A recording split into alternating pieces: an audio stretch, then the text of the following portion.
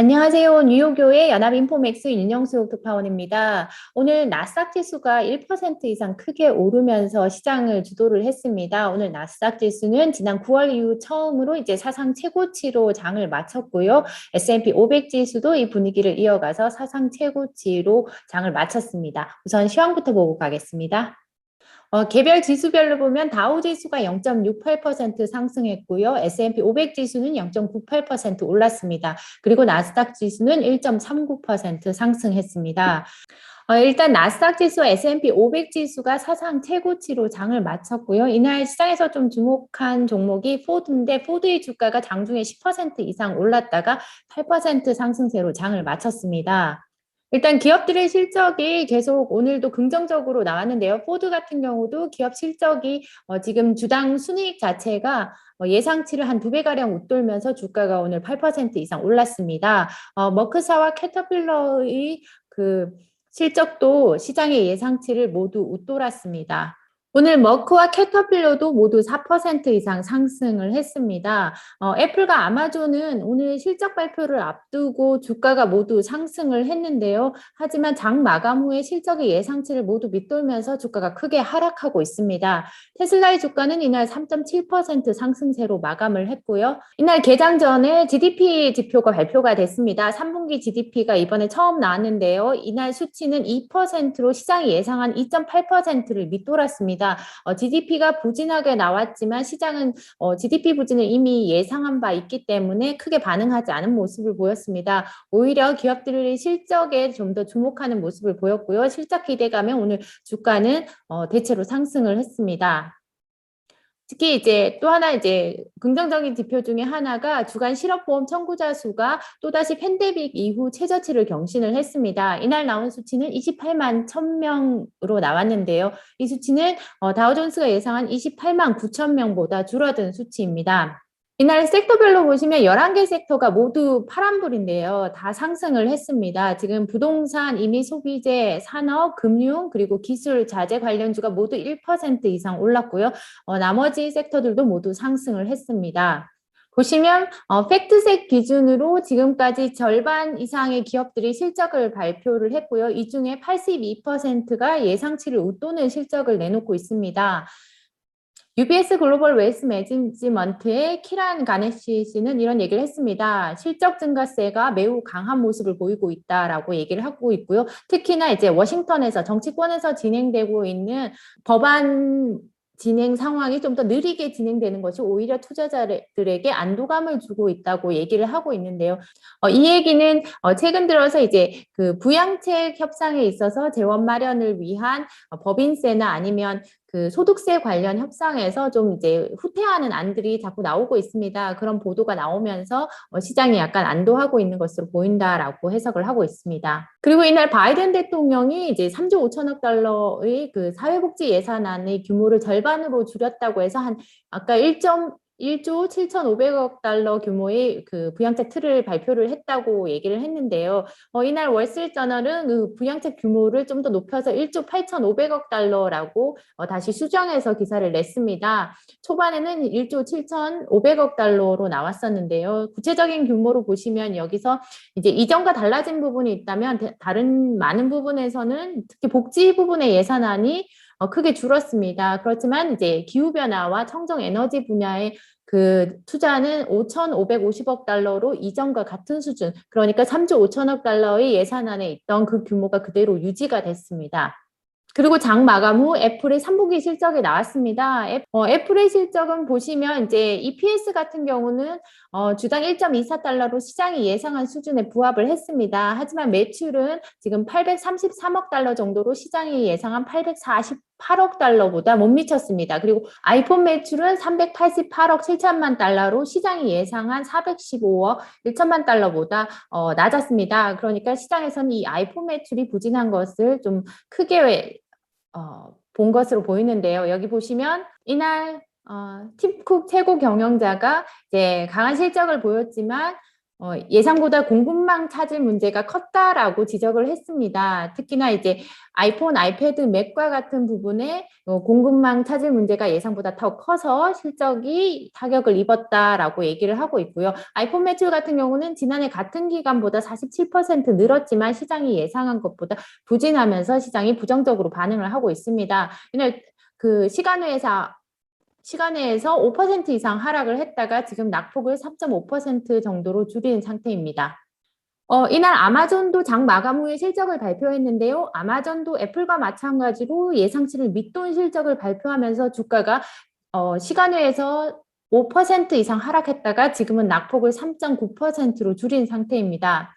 아마존은 주당 순이익이 지금 6.12달러라고 발표를 했는데요. 시장이 예상한 8.92달러를 크게 밑돌았습니다. 그리고 매출 같은 경우도 지금 1,108억 달러로 시장이 예상한 1,116억 달러를 밑돌았습니다.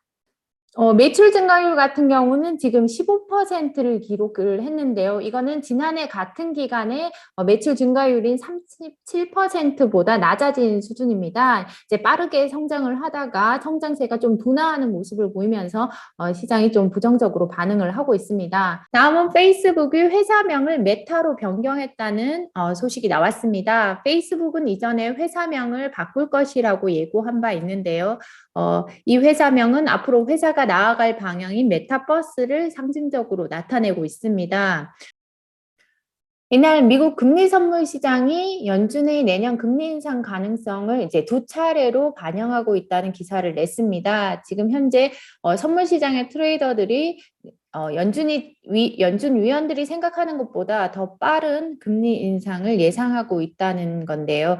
지금 시장에서는 내년 적어도 2차례, 그리고 또 3차례까지도 가격에 반영을 하고 있습니다.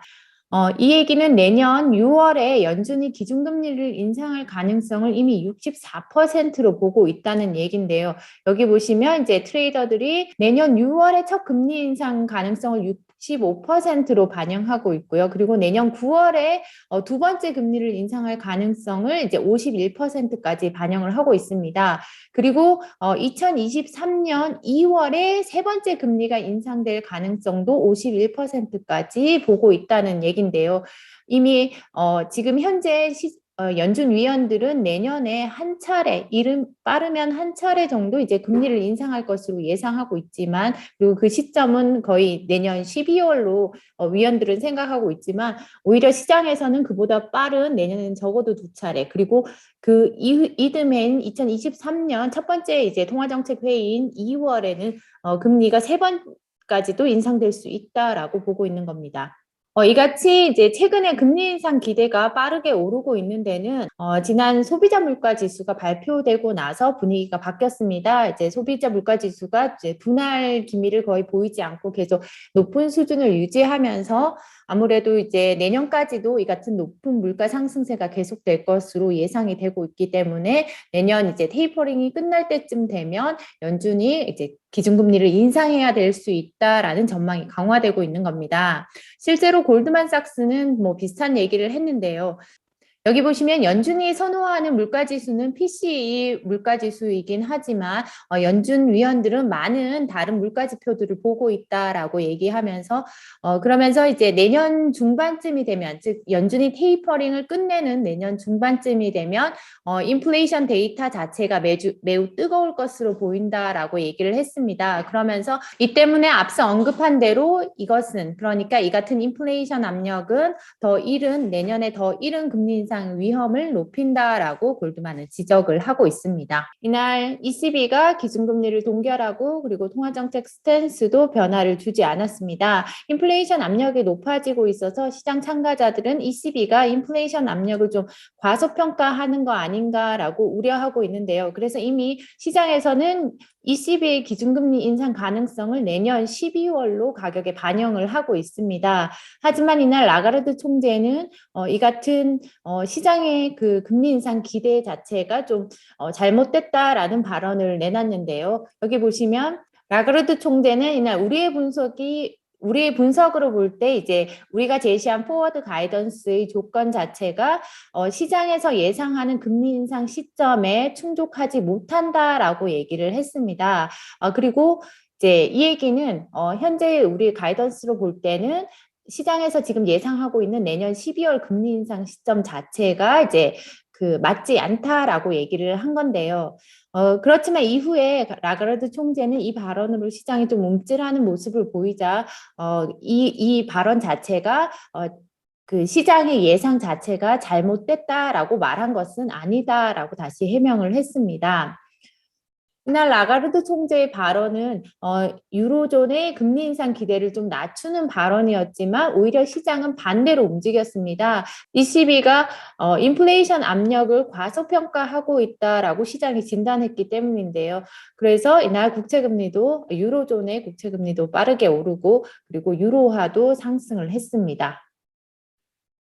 그리고 밈코인으로 알려진 시바이누 코인의 가격이 지난 7일간 100% 이상 올랐다는 소식도 나왔습니다. 이제 최근 들어 시바이누 가격이 사상 최고치를 경신을 하고 있는데요. 이날 목요일 기준으로도 시바이누의 코인 가격이 지금 0.00008845달러로 지금 사상 최고치를 경신했다는 소식도 나왔습니다. 밈 토큰으로 알려졌었는데 이 시바이누 토큰이 지금 가상화폐 시가총액 기준으로는 8번째로 큰 코인이라고 합니다. 그리고 이날 포드 주가가 장중에 한 10% 이상 올랐는데요. 반면에 GMA 주가는 소폭 하락을 했습니다. 시장에서는 포드와 GMA 실적이 모두 시장 예상치를 웃돌았음에도 이제 주가가 방향이 바뀐 것에 대해서 이제 분석하는 기사들이 나왔습니다. 일단 포드와 GM은 모두 시장의 예상치를 웃도는 실적을 발표했습니다. 하지만 여기 보시면 애널리스트들은 최근 이제 경영진들의 발표나 아니면 실적을 좀 더 세부적으로 들여다보면 확실히 포드의 실적이 더 나았다라고 평가를 했는데요. 일단 어닝에서 보면 포드는 주당 51센트의 실적을 발표를 했고요. 근데 이 수치가 이제 애널리스트들이 예상한 27센트를 거의 2배 이상 웃도는 수준입니다. 반면에 이제 GM 같은 경우도 마찬가지로 1.52달러의 이제 주당 순이익을 발표를 했는데 시장이 예상한 96센트보다 이제 높은 수준이죠. 하지만 이제 포드의 순이익이 훨씬 더 예상치를 크게 웃돌아서 이제 시장이 긍정적으로 본 것으로 보이고요. 그리고 이날 이제 또 주목할 부분 중에 하나가 포드가 다시 이제 배당을 시작하겠다고 발표를 했습니다. GM 같은 경우는 실적 발표에서 배당에 대한 언급은 없었는데요. 포드나 GM 같은 경우는 이제 팬데믹이 시작되면서 지난해 봄부터 이제 배당을 중단을 하기 시작을 했습니다. 그런데 이번에 포드는 앞으로 이제 주당 10센트의 분기 배당을 시작을 하겠다고 발표를 했고요. 그런데 반면에 GM은 이제 그 배당 재개에 대해서 아무런 언급이 없었습니다. 네, 제가 준비한 소식은 여기까지입니다. 이제 애플과 아마존의 주가가 크게 하락하고 있는데요. 내일 이 같은 흐름을 계속 이어갈지는 좀 더 지켜봐야 할 것으로 보입니다. 내일은 연준이 주목하는 PC 가격 지수가 나오는데요. 물가가 다시 상승 압력을 받을 경우에 다시 연준의 기준금리 인상 기대는 높아질 것으로 보입니다. 내일은 관련 소식 갖고 찾아뵙겠습니다. 감사합니다.